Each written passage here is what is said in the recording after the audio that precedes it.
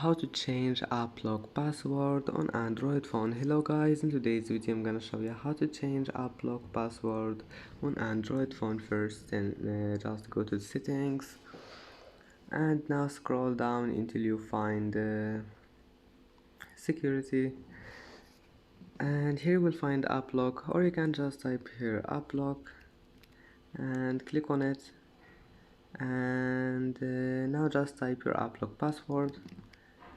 And if you want to change it, all you need to do is just click this settings icon here in the top corner, and here we'll find change security, change custom pin, and that's it. Now just type your pin here, and now just select any pin you want. If you want to change it, like this one, and type it again, and that's it. It's easy. Now just go back, it will be saved, and that's it for today's video. Don't forget like and subscribe, and see you in the next video.